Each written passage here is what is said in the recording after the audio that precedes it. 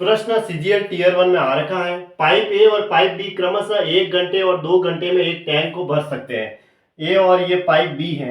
ए एक टैंक को 1 घंटे में भर सकता है और बी है वो 2 घंटे में भरता है, ऐसा इसने प्रश्न ने कहा है। पाइप ए और पाइप बी बी क्रमशः 1 घंटे, क्रमशः का है तो आगे वाला ए का है और दूसरा वाला जो 2 घंटे है वो बी का। 2 घंटे में एक टैंक को भर सकते हैं, जबकि पाइप सी भरे हुए टैंक को 1 घंटे और 15 मिनट में खाली कर सकता है। सी जो है वो खाली करने वाला पाइप है और वह 1 घंटे और 15 मिनट में खाली कर सकता है, ऐसा इसने कहा है। ठीक है, ये है। आगे क्या कह रहा है, ए और सी को 9 बजे पूर्वाह्न पर एक साथ खोला जाता है। पहले 9 बजे ए और सी को खोला, कितने बजे, 9 बजे। ठीक है, ए और सी को खोला, एक साथ खोला जाता है। 2 घंटे के बाद ए को बंद कर दिया जाता है। इन्होंने 2 घंटे काम किया और उसके बाद ए को बंद कर दिया, ए को बंद किया और बी को खोल दिया जाता है। तो टैंक कब खाली होगा, अब ए को बंद कर दिया तो बी प्लस सी रहे, तो अब टैंक कितने घंटे में खाली होगा, ये स्थिति चल रही है। तो ये दोनों भरने वाले हैं और सी है वो खाली करने वाला है। तो कुल काम, कुल भाग कितना होगा, कुल टोटल वर्क, टोटल भाग कितना है, उसकी एफिशिएंसी मतलब उसकी समझदारिता कितनी है, ऐसे ले सकते हैं हम। यहाँ 1 घंटे 15 मिनट है, उधर घंटे घंटे, तो इसको भी मैं घंटे में कन्वर्ट कर दूं। 1 + 15/1 मिनट में, 1 घंटे में 60 मिनट होते हैं, तो मिनट को घंटों में बदलने के लिए मैं 60 का भाग दूंगा तो ये घंटे में कन्वर्ट हो जाएगा। अब इसको सॉल्व कर दो। 1/4, 4 को 1 से गुणा करेंगे, 4, 4 और 1 5/4 घंटे, ऐसे लिख सकता हूँ मैं इसको सॉल्व करके। ऐसे 15 मिनट को मैंने घंटों में कन्वर्ट कर दिया 15/60 करके, और ये 1 घंटे ऐसा कैसा। तो 1/4 घंटे ये और 1 घंटे दोनों को जोड़ेंगे तो 4 एकम 4 और 1 जोड़ेंगे तो 5/4 घंटे हो गए। अब देखो ऊपर 5 है, यहाँ पे 2 है और यहाँ पे 1 है। ठीक है, तो 5 सबसे बड़ा है, तो 5 की टेबल बोलूंगा तो 10 आएगा सबसे पहले, जिसमें 1 का भी भाग जाएगा, 2 का भी जाएगा और 5/4 ऊपर का 5 का भी चला जाएगा भाग, ऐसे। तो 1 का भाग 10 में देंगे तो 10 बार गया, 2 का भाग 10 में देंगे तो 5 बार गया। अब मैं 5/4 का भाग 10 में दूंगा, ऐसे 5/4, तो क्या होगा, 10 गुणा 4/5 हो जाएगा, उल्टा हो जाएगा।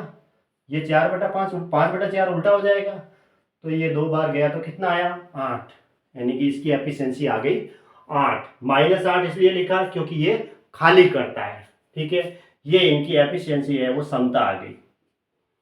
ये भाग है वो टोटल भरने के लिए हमने 10 माना। ठीक है, वो इनके एलसीएम के आधार पे माना।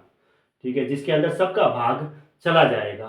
फिर आगे क्या कह रहा था प्रश्न, ए और सी को 9 बजे खोला जाता है और 2 घंटे बाद ए को बंद करते हैं। तो ए और सी को 9 बजे खोला गया है, तो ए भरने वाला है और सी खाली करने वाला है, यानी कि 10 भाग भरा जा रहा है और 8 भाग खाली करता है। और कितने घंटे के लिए, 2 घंटे के लिए।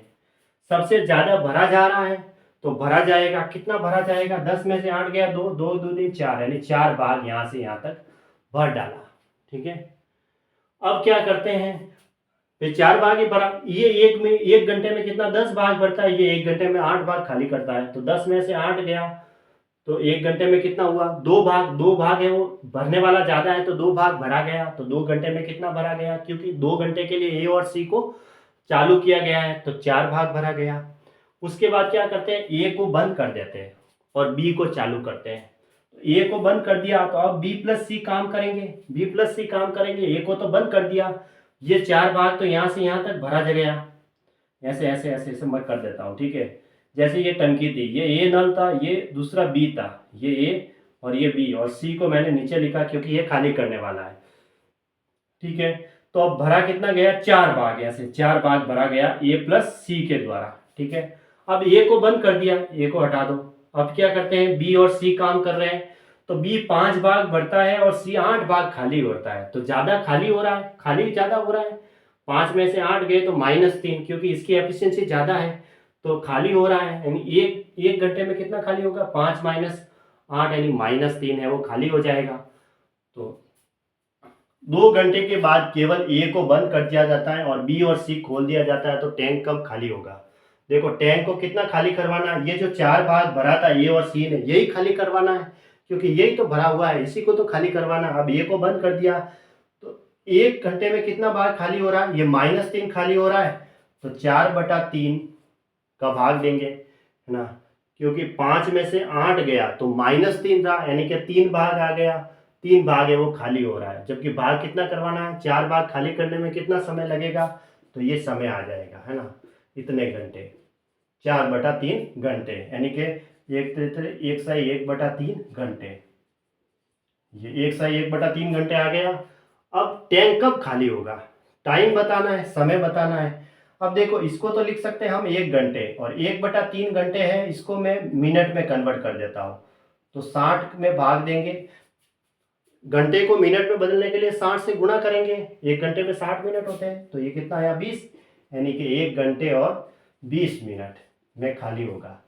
ठीक है, तो 9 बजे तो काम यहाँ से स्टार्ट हुआ, अब वो क्या बताना, टैंक कब खाली होगा, समय बताना है कब खाली होगा, तो 9 बजे यहाँ से स्टार्ट हुआ था, ए और सी 9 बजे, और 2 घंटे तो ये हो गए काम, और आगे का 1 घंटा 20 मिनट आगे, 1 घंटा 20 मिनट, तो कितना हो गया देख लो उस आधार पे।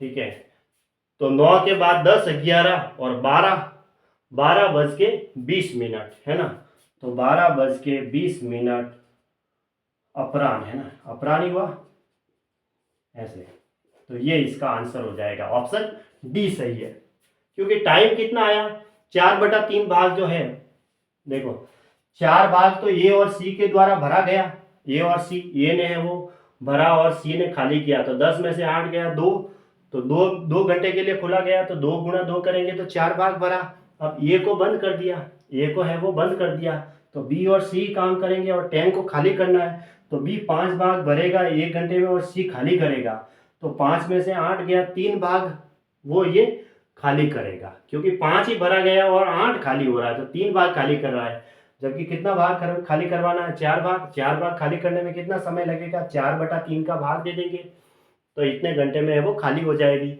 1 घंटा 20 मिनट में खाली हो जाएगी। ये जो 1/3 घंटा है, इसको मिनट में कन्वर्ट करने के लिए 60 से गुणा किया, 1 घंटे में 60 मिनट होते हैं, तो ये 1 घंटा आगे वाला ऐसा कैसा, और ये 20 मिनट। अब 9 बजे स्टार्ट हुआ था, ये और सी 9 बजे स्टार्ट हुआ था, तो 2 घंटे तो इनके रहे, और बाकी का 1 घंटा 20 मिनट वो वाला, तो 3 घंटे 20 मिनट जोड़ दो 9 घंटे में, तो कितना हुआ, 10, 11, 12:20 हो गए अपराह्न, यानी ऑप्शन डी सही है।